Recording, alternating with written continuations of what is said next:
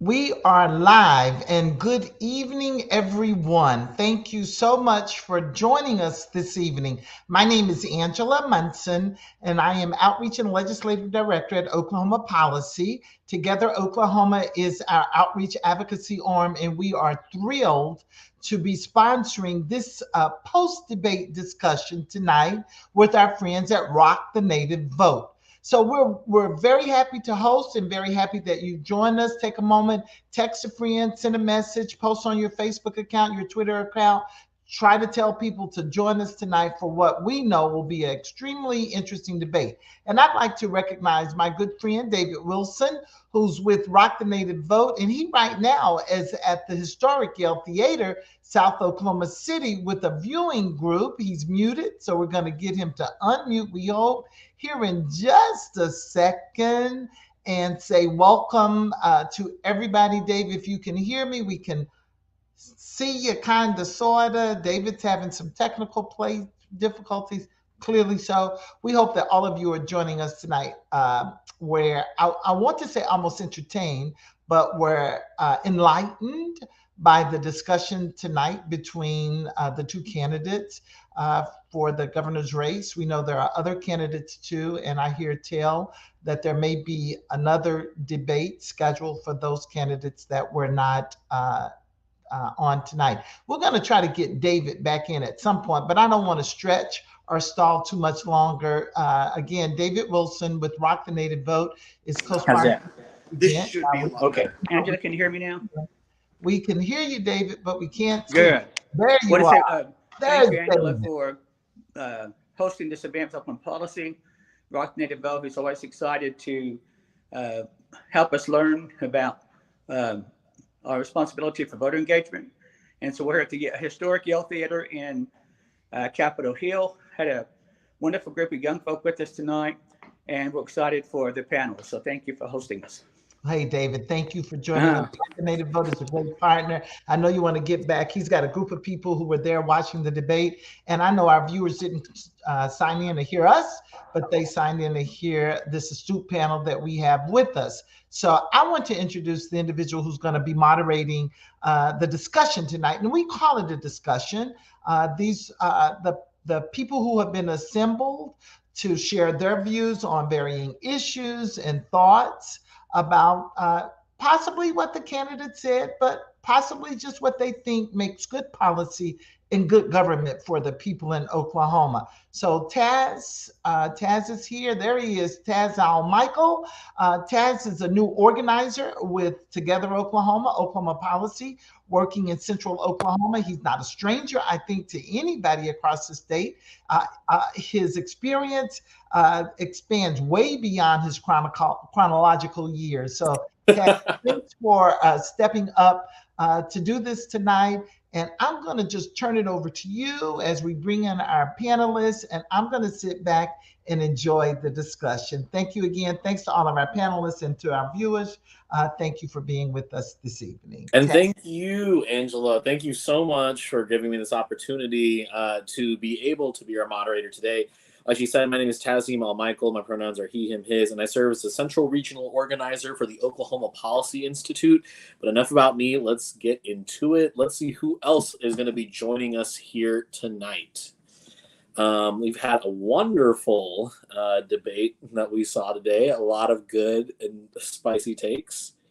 Who else do we have joining us?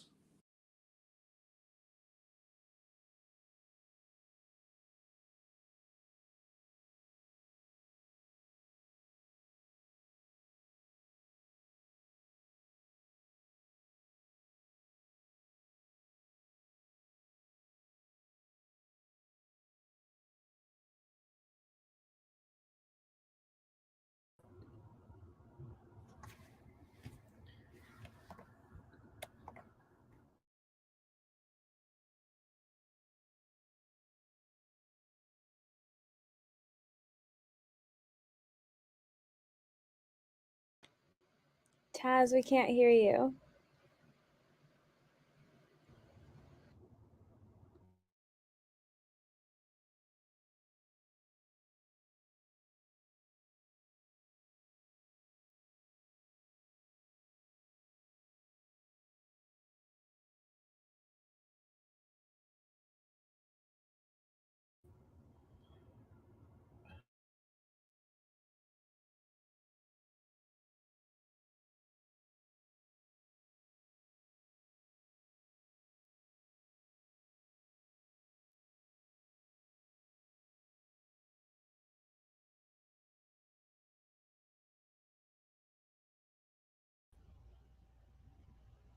All right. Can you hear me, guests? Can I be heard? Yes. We're going to let Taz work those bugs out. And I think we have one panelist that's out. So I'm going to do my best to introduce these panelists. And hopefully Taz will be back and we can hear him in just a second. In no certain order, Taz, can you hear us? Taz, can you hear me? I can hear you. We can hear you. So we're going to bring you forward. I'm going to stay in with you for just a second. I think we've got it worked out. And then, Annie, you can take me out once Taz gets rolling. Taz, you're up. Can y'all hear me now? Much better. Wow, y'all, I gave this amazing introduction leading up. So let's get this started once again. I'm going to be introducing y'all in the order that you appear on my screen. First and foremost, we have Walela Knight joining us from Rock the Native Vote. Walela, how are you? How's everything going in your area of the world? I'm doing really good. I'm in Tulsa, Oklahoma. Yeah, things are really good. Amazing, amazing. Next, we have incoming freshman state representative Arturo Alonso. How's it going, Arturo? What's life looking like for you? Hey, what's up, everyone? Like you mentioned, my name is Arturo Alonso. I'm currently at the Yale Theater, so I think I'm just in the back, one of these back rooms, so there's no interference. But I'm doing well. Definitely an interesting debate, right? Mm-hmm. We'll be getting into it real quick. Next person we have from the frontier, Reese Gorman. How's life looking like for you? You just left the debate, right? Yeah, I'm doing this from my car. I was at the debate and am currently just on a hotspot doing this from my car right outside the Will Rogers Theater. That is a devoted journalist for you. Our next person that we have is State Senator Jessica Garvin. Senator Garvin, how's life looking like for you? Oh, it's busy, but it's good. Everything's going really well. Just gearing up for next session already. So excited to be here, and I appreciate being asked. Absolutely. Thank you for being here with us. And last but not least, and probably one of my most favorite people in the universe, we have Miss Diamond Marshall, a community activist from Tulsa. Diamond, how's life looking like? It's lovely. Thank you for having me, Taz, and it's a pleasure to be on this panel with all you fabulous people. Absolutely. Well, again, I just wanted to say a warm thank you to all of y'all for giving some time tonight. Let's just go straight to it. So we just witnessed, probably, in my opinion, one of my most favorite debates I have seen, just in regards to any politics. I'll say this. I got to see a little bit of action, a little bit, some more hot takes tonight, a little bit. I would say, like, Oklahomans are very much so known for our kindness, but we do it in a way that's a little bit more than just kind today. So we took a couple of jabs today. But first things first, really what it is I want to hear from y'all. Did you get to hear about the most pressing issues that concerned you tonight? And if you haven't, what is it that you're expecting? I'm going to send this first question to Diamond. We're going to go back from there. Diamond, did you think you heard the issues that you wanted to talk about tonight? Did you hear from either candidates any pressing issues that are pertinent to your community? Yeah, I heard some things that were, important to my community, which is the Mexican community as well as the African American community. But it wasn't very explicit. I wanted to hear more about houselessness in Oklahoma, and I definitely wanted to hear more about the criminal legal system, which they touched on a little bit, but not to the extent that I would have hoped, given the wealth of influence that the governor's seat has on those issues. So hopefully we can dig into that and analyze ourselves and maybe conjure up some cool policies to propose to them later. Absolutely. Senator Garvin, what about you? Well, man, yeah, we heard about so many different issues. I would have liked to hear a little bit more about healthcare. I mean, obviously that's kind of my space. And so just kind of see what the plans are from both candidates in regard to, we heard yesterday about the maternal deserts that we have, maternal care deserts that we have here in Oklahoma over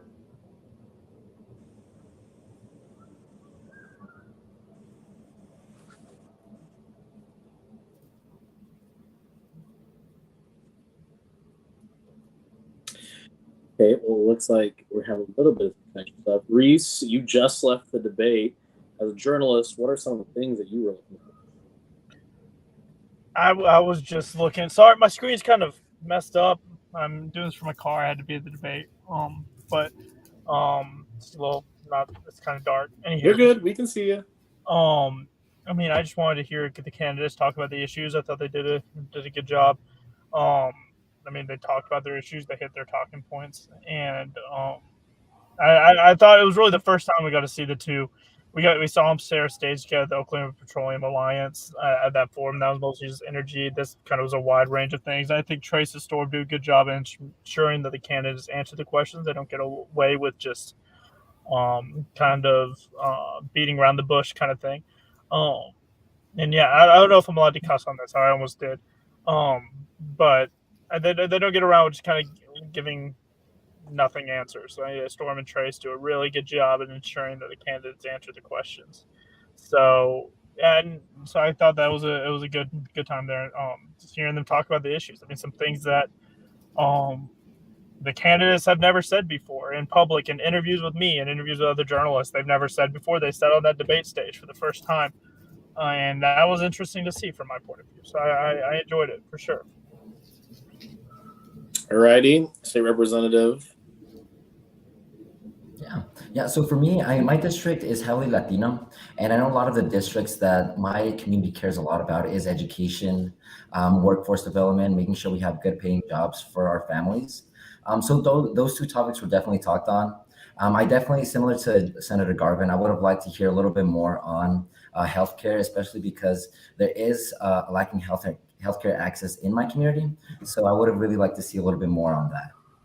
But definitely a good debate, and yeah. For sure. Walela? I was actually really surprised because I hardly ever hear Native issues, even in Oklahoma elections. But I was pleasantly surprised that was one of the things that they discussed, especially McGirt and the a lot of the tension that's going on between the tribes and the current governor Stitt right now. So I mean, obviously I would have liked to hear them expanded more on that, but it was really good to hear them address it. Well, actually, I'd love to follow up on that as well. There was a lot of talk around what sovereignty looks like tonight. And as somebody who works directly with Indigenous communities across the state, what are some of the things that you've heard from people going into this election? Are people excited? Like, what is it that comes to mind? Oh, they're definitely excited about this election. And one of the things that I feel like is important to point out is Governor Stitt called us tribal members. And it goes beyond that. We're not just tribal members, we are tribal citizens. I am a dual citizen. I'm a citizen of the United States, and I am a citizen of the Choctaw Nation of Oklahoma. And that needs to be relayed across the entire state, that we are citizens of different separate governments as well. It's not about a race or ethnicity. It is about our citizenship and the pacts and the treaties that were installed within the United States in setting up the tribes of this nation. So, and that's one of the things that I feel like he wants to minimize, is that we are citizens of a separate government, and we have all of our separate branches of government. We have our penal system as well, with attorneys and judges set in place. Absolutely. Every single tribe has their own voice at the table. And so, when the governor says, come to my office at 10 a.m. tomorrow, I'm very interested to see what happens tomorrow. That's a good thing. All right. I have another question to throw around. And again, if any of y'all have anything to say in regards to anything, feel free to come off the mic and jump in. Both candidates spoke about bringing industries to Oklahoma. We were categorized as being a pro-business state. And Joy spoke about, in order to ensure that happens, you got to have great education, great healthcare, a capable workforce. All of those things are tied together. And still said, it's important to be pro-business to create a climate that's good for business. This is an open question. I would love to hear, particularly from our state elected officials, what do you think is the best way to attract business to the state? I can go and start with this one. And with that, I think Joy said it right. I do believe that to attract businesses to Oklahoma, we need to invest in people. We need to put Oklahomans first. So doing that through education, through healthcare, through different investments in people, I think is the way to go about it. And I think she said it right, because if you want large companies to bring in their industries to Oklahoma, I think we need to create a state that really, really incentivizes that by ensuring we have the resources, we have good schools, good access to healthcare, and so many other things. Awesome. Senator? Yes. So a couple different thoughts of mine. The first thing would be, as we look to bring new companies, new businesses to Oklahoma, I think we have got to, as a state, stop the political pandering. And that's probably not a great thing for an elected official to say, quite frankly, but I mean, here we are and here I said it. So the fact is, we have companies that are not coming to our state because of the political pandering on both sides. And so I think, personally, I think until we really put that narrative of division aside and try to move forward as a state and really try to fix some of these issues that are extremely important to the improvement of Oklahoma: education, healthcare, further education, higher education, career tech education. I mean, we've got to make sure that we are pumping out a pipeline of workers that are well educated, that are well prepared for the workforce. But additionally, in order to continue to recruit companies, they don't want to see all the fighting. They don't want to see, both sides of issues pandering to constituents. They want to see that we're able to all get together, sit down at the table, and have meaningful conversations about policy reform that really needs to happen. And so, I think until we get to that point where we're electing competence instead of people who are continuously pandering to people, we're never going to be able to move the needle in any of those areas. And I think that it's really important that we put that stuff aside and really everybody get in the sandbox and try to play well together.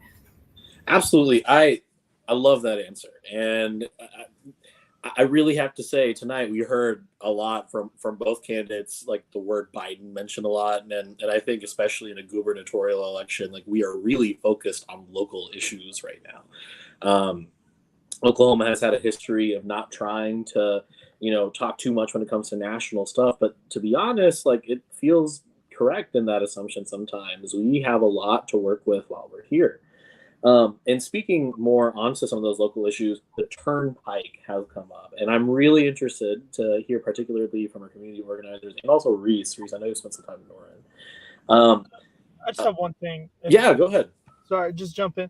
On the, you said Biden mentioned a lot. And Hofmeister is not Biden. I mean, she's a dino and Democrat in name only for the most part, if that was a thing. Like, I mean, she's not, and that's just the case of the matter. If you just look at the policy stances she supports, I mean, and whether it be energy or anything like that, I mean, that's just the fact of the matter. I mean, but I get it. I mean, anyone with a D by their name in Oklahoma is going to be extremely, extremely hard to win. It's statewide, especially in a Biden year when you have a very unpopular president in this state. I mean, it's what Stitt, arguably, it would have taken, if it was anybody other than Joy Hofmeister, it would be working very well. He'd be up in the polls right now. Wow. Significantly. And I think it's just kind of what he has to do is tire to Biden as much as he can, because Biden's extremely unpopular in the state. And he's doing it. And is it working? I mean, we'll see in November. But it's something he really kind of has to do. And it's like, I mean, Democrats, if Trump was still president, would try to tie a Republican to Trump in any kind of case of the matter. It's just how I think politics goes nowadays. But I mean, he has to do it. I mean, just from a solely political standpoint, he has to try to tie her to Biden, especially with how unpopular he is in the state. Interesting. You speak the truth, Reese. Going into our next topic again, is like I said, we're touching base kind of on the turnpike. So this is an issue that is actually, I've seen, it's pretty split. I've heard from a lot of rural communities that this is something that can help benefit them. I've heard in some urban communities, this is something that can only be seen as a financial detriment. And Reese, I mean, I know you spoke last, but we've been in Norman together. We've seen a lot of that sort of stuff happen. I'd love to get your input on this. Diamond, you as a community organizer, and the turnpikes are very controversial, especially in Tulsa. Go ahead. Me? Go? Yeah. Yes. Oh, sweet. Yeah. I mean, as everyone knows, if you've spent time in Norman, you don't mess with people in Norman. They get their head set with something. You're gonna go all out. We saw that with just about everything in my time. I wasn't working there when the turnpike thing started. But I did work there all through 2020 and 2021 during the elections and the recall and all that stuff. So I mean, as it's well known, if you work or live in Norman, Normans are very, very they get their mindset on something, they're gonna go for it. And I think Norman's not gonna vote for Stitt anyways. Core Norman, it's a pretty blue place, but I mean, if you just look across, I mean, that doesn't just affect. I mean, where the turnpike's affecting is rural Norman. It's right. Is Ward. I think it's Ward 5. It's Rashar's district. I think it's Ward 5. I could be mistaken. It's out there in kind of rural Norman, and I mean, those people are mostly Republican. I mean, they elected Rashard Tortorello, who is a Republican, and they're mad. I mean, they're extremely upset with it. And so I think it would hurt Stitt. I mean, if one candidate's saying, "Hey, you can keep your family home," and the other one's like, "Sorry, you got to move," I think it does kind of help Hofmeister in a sense. Now, to what effect? I mean, I don't know. But I think it does help her. I mean, it's literally one party is saying you can keep your home, the other is like, no, we're going to build a road through it. So I think Can I jump in on this one? I feel like a bunch of people want to say stuff. So yeah, go ahead. We'll keep going. Yeah, I'll make it quick though. So this piece of policy actually very much impacts my Senate district that I represent, District 43. So I have Goldsby, which is where Riverwind Casino is. So Highway 9 goes straight through my district that I represent, and then all the way down to Purcell. So it is a very divisive issue in itself. I have a lot of constituents who are very supportive of the turnpike because they do understand the congestion. They do understand the safety issues that they've had on the turnpike or the highways currently. They do understand that in order to move forward with economic development in that area and with infrastructure, that there has to be some changes made. But then again, to Reese's point, I have a lot of constituents who are really frustrated because some of these families, they've lived on that land for hundreds of years. Before statehood, their families are tribal or they've just been here forever. And so a lot of that is Chickasaw Nation. And so you've got families that have been here forever and have, that's what they call home. And so I have people on both sides of the issue, and I think Reese is right. I mean, a lot of that is rural Oklahoma, and a lot of it's registered Republican, but you have, the Republicans who are on one side of the fence as far as economic development and business development, economic growth, all of that. But then you have the eminent domain issue that's arising. And so, again, it's just another very divisive issue for conservative Republicans. Absolutely. I'll jump in. I feel like it shouldn't be as divisive of an issue as it is, because if we're really putting people over profit, then it's kind of a no-brainer. Urban renewal has continuously divided cities in Oklahoma, especially Tulsa, where I live. And so whenever you're considering creations of turnpikes, the removal of such, I feel like prioritizing people over the profits that would be generated by the contributions of said turnpike is what's most important.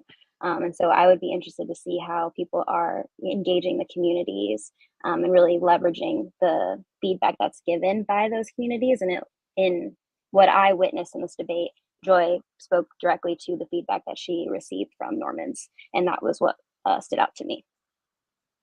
Well, Layla, I saw you came off the mic. You have something to say too? Only that if it's it seems like most of the issue is if it's being built on tribal land, there needs to be collaboration with the tribes, because, you know, as he said, McGirt has established reservation land that was never taken away from us. So it needs to be in collaboration with the tribes if that's something that is to be considered. Alrighty.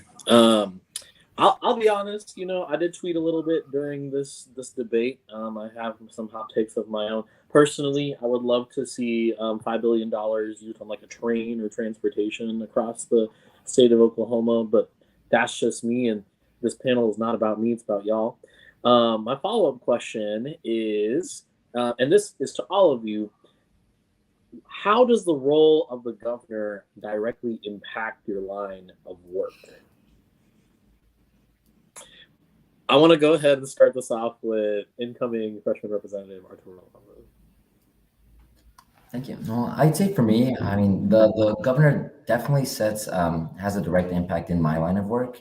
The governor sets a tone for how we serve our constituents and the citizens of Oklahoma.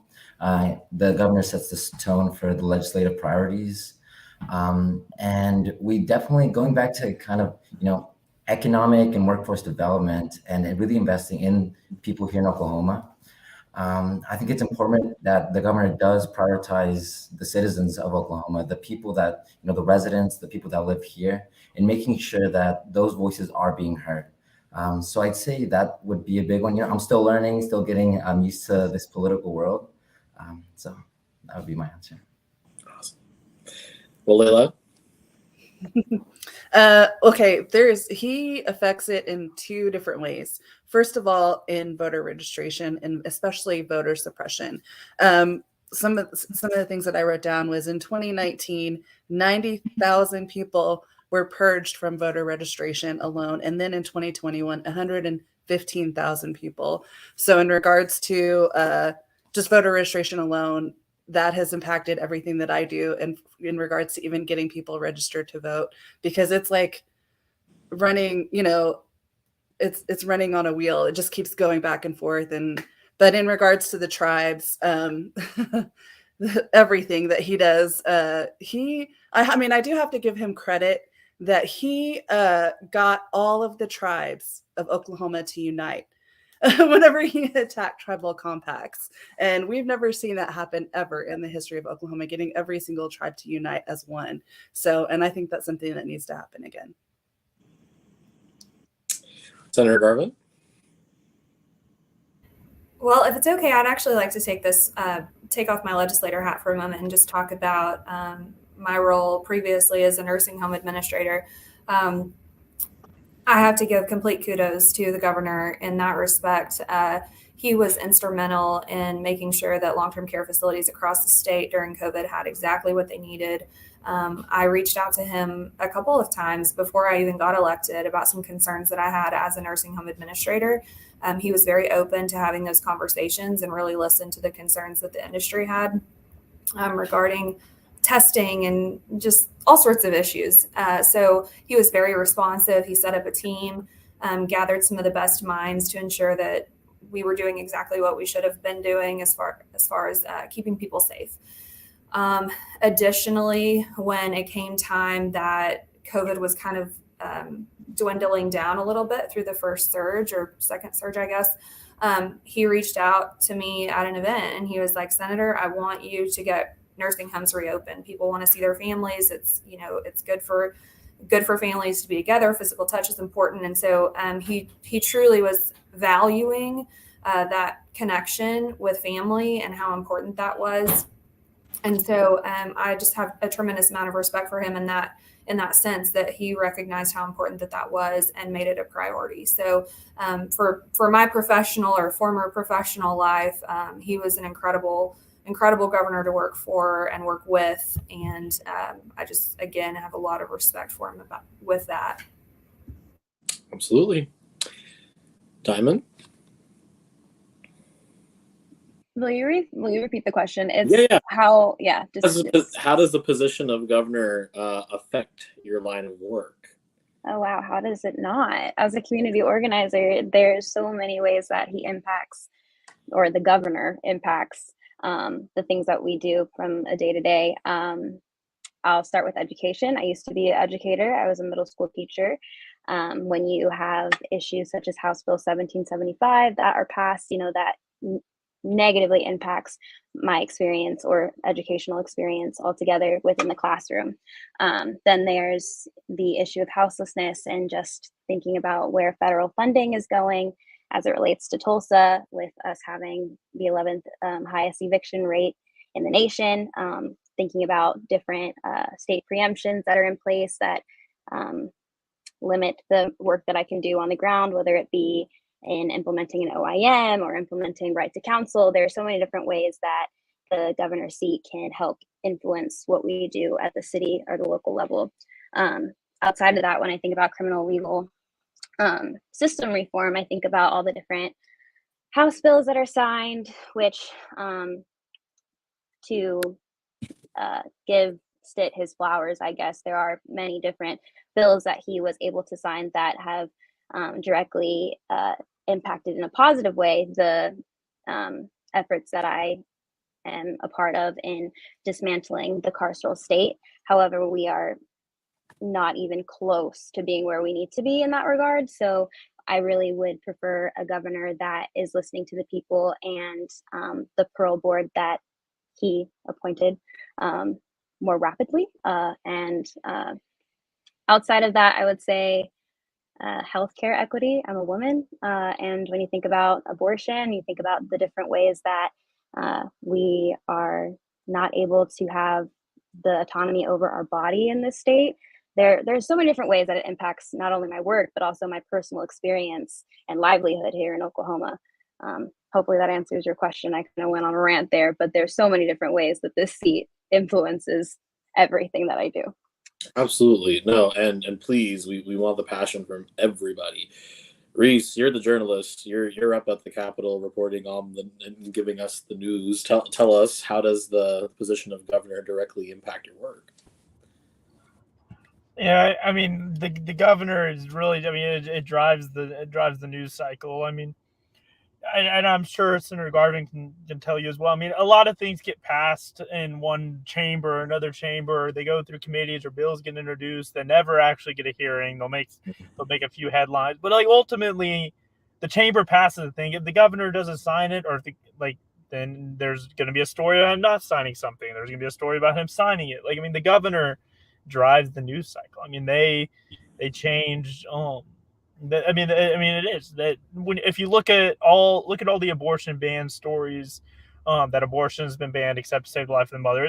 All of it's referencing the governor. All the stories. I mean, ultimately, rightfully he said, I mean, the buck does stop with the governor. When you sign a bill, it's now the governor's bill. I mean, the legislator. You don't know. No one could tell you who authored those two bills. I don't even think I could, and I cover it for a living.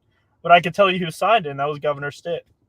And so, I mean, the governor changes. I mean, they really drive everything. I mean, they solely, that's who I cover. I mean, they are we do have a weak governor system in Oklahoma, but ultimately, I mean, they're the name everybody knows. I mean, a lot of people, I don't know who their state rep is, don't know who the mayor is, don't know who so-and-so, but everyone can really tell you who the governor is for the most part. So they really do affect every aspect of your life, and especially mine, because I covered them for a living. So it's my job to pay attention. But you do remember all of my bills because it's good policy. Everyone, Senator. And here at the Oklahoma Policy Institute, we love good policy. So with that being said, we're actually going to talk about that right now. So both candidates got up on stage and levied a few accusations towards each other when it comes to things like accountability, corruption, finance, bunch of that sort of stuff. The question that's on the table is regarding the issue of governmental accountability and transparency. Is that happening? Can that happen? Can we do it better? How? Senator Garvin, I'd actually love to start with you, being that you're an incumbent and have been there, and then, and we'll go around. Okay. say the question one more time just so I can make sure I understand what points you need me to hit. For sure. No, the issue of holding government accountable. Is that happening? Can that happen? And how can that happen? Geez. So yes, I think the creation of the LOFT committee, the Legislative Oversight Committee for Fiscal Transparency, Senator Treat passed, our pro tem passed that bill, I think 3 years ago, maybe. And that was a little bit before my time, but I was appointed to that committee just a month ago. And I have seen firsthand through the work that LOFT does, how we are able to hold government accountable. And I think through things like the Legislative Oversight Committee, I think through having separated branches of government, and quite frankly, even division between Democrats and Republicans, I think all of that definitely keeps us all honest. It's, I think, one of the most rewarding things that I've been able to do as a legislator is be able to work across the aisle with people who don't agree with me on abortion or criminal justice or economic development or whatever the policy is, but being able to sit down and have those really hard discussions and come up with policy that's good for everyone.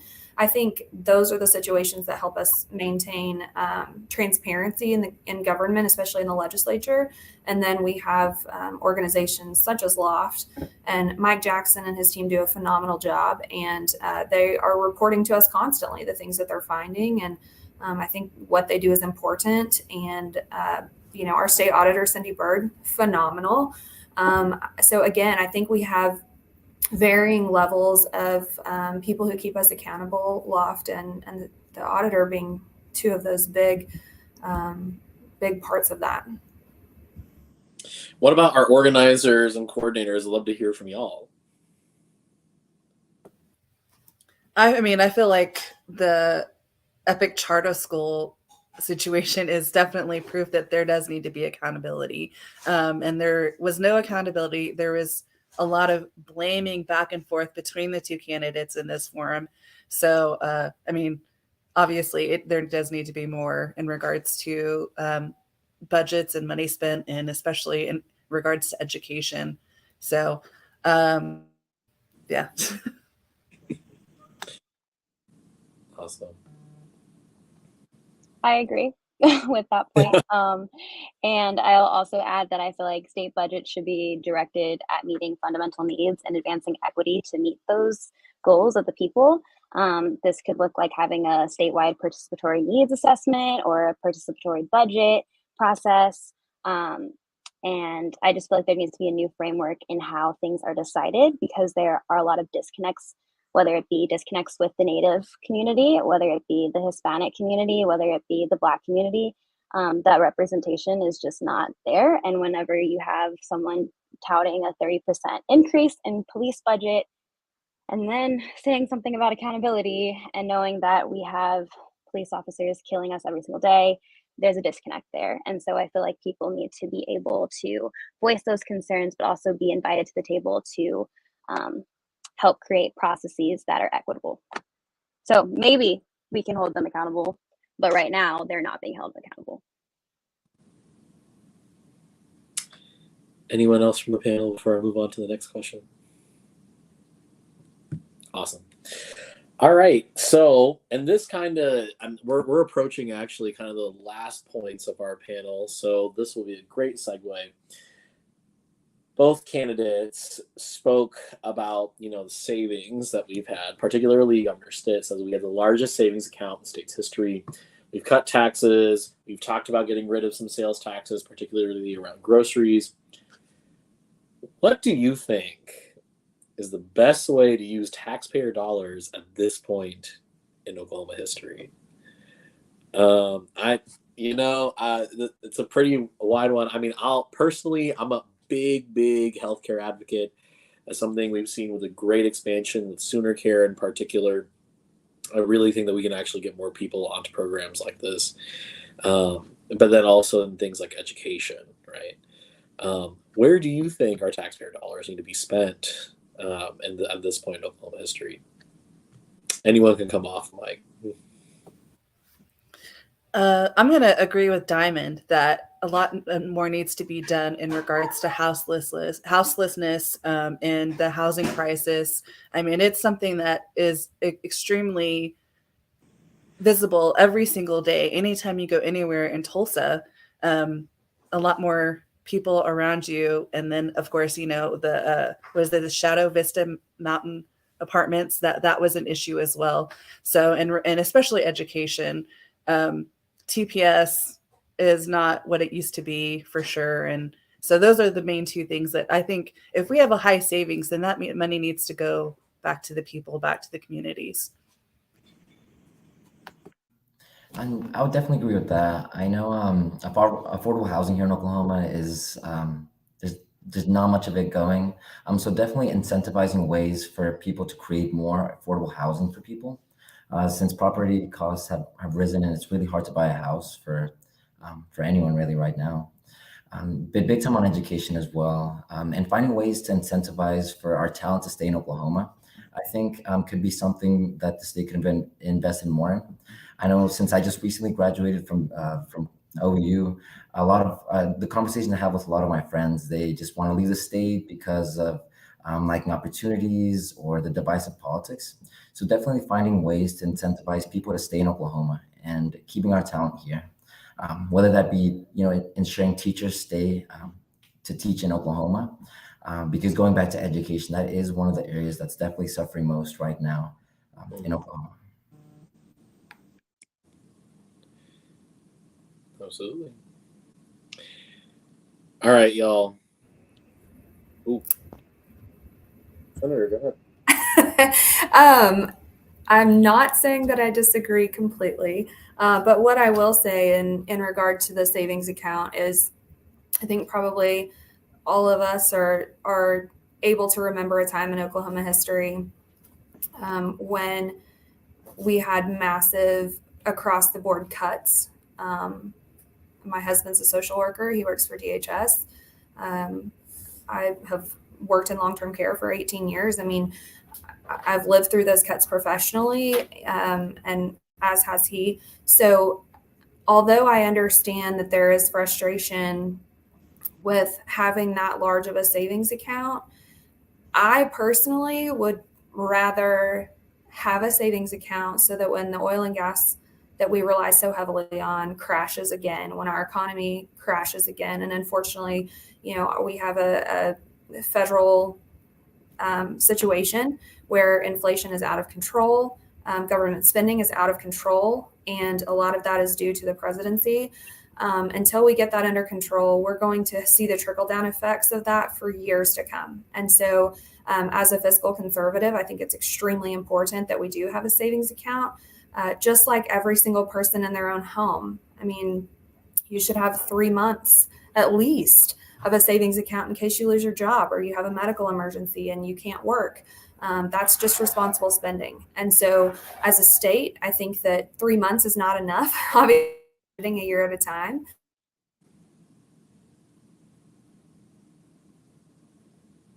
And when we do have another crisis in spending, that we'll continue to have a buffer so that we're not doing across the board cuts to agencies that, to all of your points, they matter. I mean, we have to continue to fund education, even in a crisis.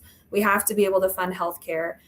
We have to be able to fund transportation. I mean, there are things that we just cannot cut, core services that cannot be cut. And that's why it is a really good idea to have a very healthy savings account, again, whether we're talking about a state budget or a personal budget. And so I fully support the governor and our appropriations chairs in the House and the Senate, and our entire legislative body who has supported having a healthy savings account, because, again, it's just responsible.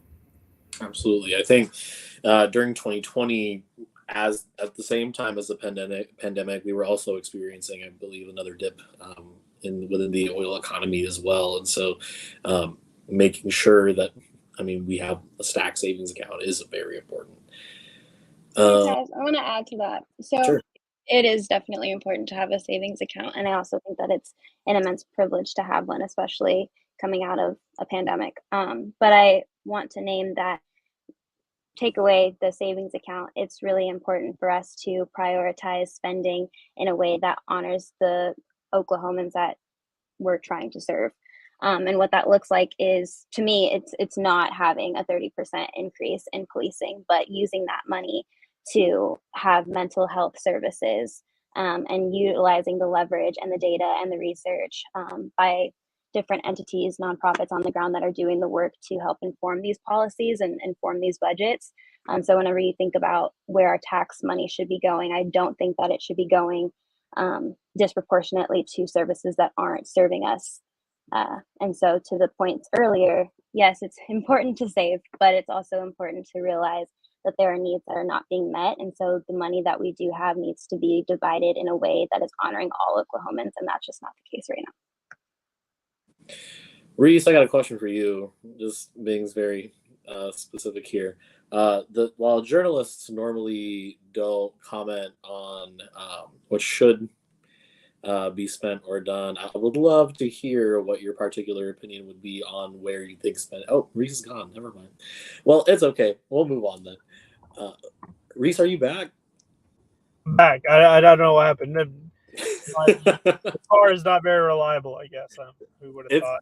It's okay. I was going to say, so, I mean, normally this question is not super directed towards journalists in particular, because journalists, report mostly on the news rather than commentate. But I would love to ask, I mean, do you see any particular area where, we should be spending more or even saving more in the context of the state of Oklahoma? What have you seen in your time? Yeah, I really haven't thought about it like that. I mean, personally, obviously I have opinions. I don't like sharing those. But I mean, really, I think that I'm going to report wherever we spend the tax money, and that's my job. I don't like expressing one way or the other, especially where I think that we should do something. So I will leave that up to the other panelists. I love it. All right, y'all. So we are in our last minutes. I just want to hear from all of you. Actually, our good old Angela Munson has joined. Are you trying to join I us? have one final question. Oh, she's got a question. Yeah, I have a question. And first of all, let me say thank you to people who've been commenting too in the chat. Really interesting comments there. We'll share them with the panelists later. But just have an interesting question. And Reese, you can't comment on this one. I watched the debate and I smiled. I had a little popcorn too as I watched. And I thought, whoosh, these candidates are pretty snippy with one another. I mean, it was a lot of back and forth. And, having been in the legislature, Senator, I also understand how important civil discourse is, and we don't always agree. But I just want you guys to give me your opinion. Was this debate useful? Do you think Oklahomans, given the nature of the discourse, and I'll wait for the Frontiers comments tomorrow, Reese, and see what's fact checked and what's true, what's not true. But in your opinions, just as regular citizens, was this helpful at all tonight? I mean, I can go ahead. I think for citizens, it was very helpful.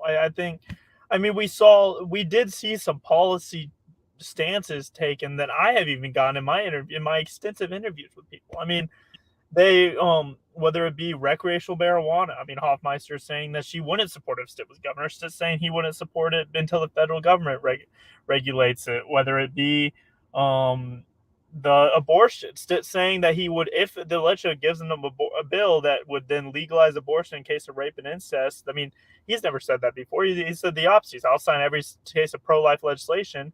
And now he's saying this. I mean, I think that's very helpful. I mean, Hofmeister with the dark money stuff. I mean, when I asked her in my reporting on this last week, she didn't.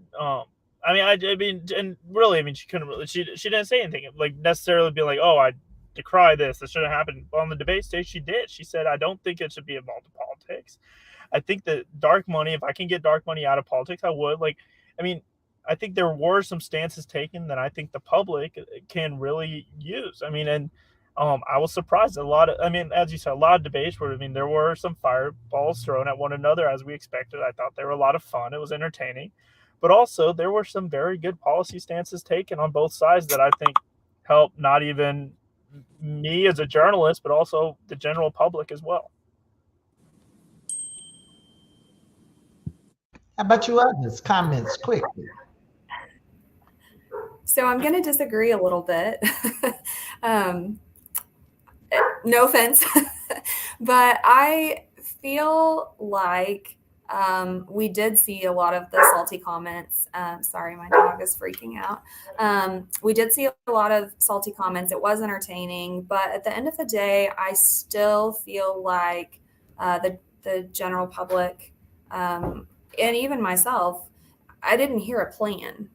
I felt like there was a lot of back and forth, name calling. There was a lot of, pointing fingers and pointing blame. But at the end of the day, I think that Oklahoma, again, to my earlier point, we need to put aside the political pandering and we really need to focus on the issues. And I personally don't feel as if I feel that I really know where either candidate stands on moving forward. So yeah, we know we're bottom in education, or we know we're not great in healthcare, but how do we fix it?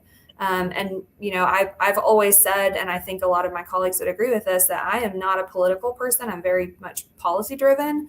And so maybe that's coming from a place where my confusion is I didn't hear a lot about policy reform or ideas for change. And so I was a little disappointed in that, but, I know this is a show to allow people to have their place to point fingers, and I get it, but I would have liked to see a lot more policy-driven discussion. Okay, we got a tie. We got three others. Let's break this tie. Was it more of a show, or was it some very useful snippets? I'm going to say both, because there was, I'm just going to say it. Joy is a Republican running on a Democratic platform, and that's the weapon that Stitt has been using to attack her with. They don't have a lot of differences in their beliefs or opinions, but that's where that name calling is coming from. There are some things that are definitely more clear, like tribal relationships are much better with Joy than they are with Stitt. They, as it had been said before, they didn't discuss healthcare.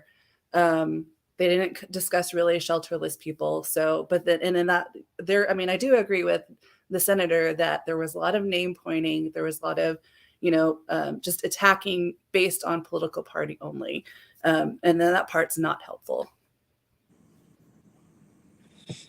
Yeah, and I'm on the same boat. I think it was definitely, it was entertaining. There was a lot of, not name calling, but finger pointing, snappy comments. And I definitely would have liked to see a little more concrete, kind of just policy ideas thrown out. So I would definitely agree with what y'all said. Yeah, so to answer the question, I think it's a bit of both. I think that there were many areas in which we received some education on where the different politicians stood on issues more explicitly than we had prior to the debate. However, I think a lot of hypocrisy was also highlighted, which can be really unhelpful, and it can aid in supplementing really harmful narratives that circulate our state. There were statements made about checkerboards of jurisdictions and just different things that don't necessarily align with the track record of said politician. There was also a clear misunderstanding of what criminal justice reform looks like from Joy as well. So there was a lot to unpack, but I think the detriment there is that the public only sees, or let me backtrack. The public generally is looking at this debate, but who is going back and educating and fact checking to ensure that everyone understands the reality behind the statements that were made?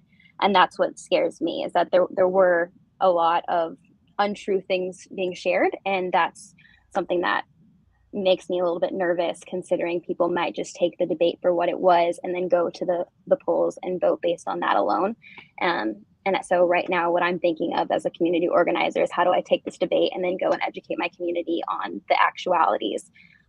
So it was a little bit of both. It was entertaining, and my Twitter feed is also entertaining. Well, thank you. And thank you, Tess, for allowing me to ask that question. Reese, fact checking. So we'll all be anticipating what we read tomorrow. And I know Tess has some commercials. You're right. Maybe it was the format. What can you say in an hour? Answer a million trillion questions. So maybe next debate, it'll be a bit longer, or maybe even more than just one. So again, thank you. I'm going to hand it back to Taz, and Taz, talk about a little about ways people can get involved, and thank our panelists. And let me say thank you to our panelists too, because I'm zipping it up for the rest of the evening. Taz, back to you, my friend. Oh, Senator Garvin, Reese, y'all are off mic. Do y'all have something to say before I close this out? I was just going to say, what I got out of that last question is that everyone in this panel agreed with the Republicans. So I just have to say that. So that's what I'm taking away tonight, okay? I was just going to say that I guess I do get where everyone's coming from. I think I've been, just from watching so many of these debates, I think when people take one or two actual policy stances, I'm like, oh yeah, this actually, like, people are actually taking stances. So I think I may have been maybe a little over generous in saying that there's a lot to get from this debate per se. But I mean, I'm tweeting that you agree with me. I'm currently tweeting that Reese Gorman agrees with me. Well, I do. I think you are correct. Well, okay. Well, in the regards to all of that, I just had, Angela, I had one thing I really wanted to say in regards to all of this, and it's that I really enjoy sportsmanship, and I really enjoy watching these debates. I don't get to see them happen often enough in the context of Oklahoma politics, and so yay to sports ball. I just wanted to say, all of you, thank you so much for joining us on short notice as well. We're going to do another one of these after the election about what the implications of whoever is going to be the next governor in office and what does that look like. But to all of y'all, thank you so much for joining us, for giving me a little bit of your time. Again, the Oklahoma Policy Institute is a nonpartisan institution where we support the best policy solutions, and that's just really what it is. Any final comments before we wrap up today from any of y'all? Read the frontier. Read the frontier. I second that. Thank you, Taz. 1, 2. Outside of my comments and outside of what I do after 5, I work for the Terrence Crutcher Foundation in Tulsa, Oklahoma, and so I want to shout out the backbone organization that is in Tulsa. Go and check us out at terrencecrutcherfoundation.org. And if you're really interested in getting out the vote, we have a nonpartisan community walk on November 5th. And you can sign up using the events page on our website. Thanks, y'all. Thank you for inviting me. I'm very honored to be included in this panel, and just make sure you're making an informed vote and actually showing up to the polls, because that's what's most important. I'll never tell you who to vote for or what party to choose. Just make sure you're getting out there and doing it. I agree. I think voting is incredibly important. I think Oklahoma is one of the last states when it comes to voter turnout. So if you have the opportunity to vote, please get out there. It's important. Thank you so much for inviting me to the panel. It's been an awesome experience for me, and I know I've been doing a lot of learning, and yeah, excited to serve in the legislature. Amazing. Again, thank you all for joining us all here tonight. You'll hear from me again here pretty soon, but other than that, thank you. Bye, everyone. Bye.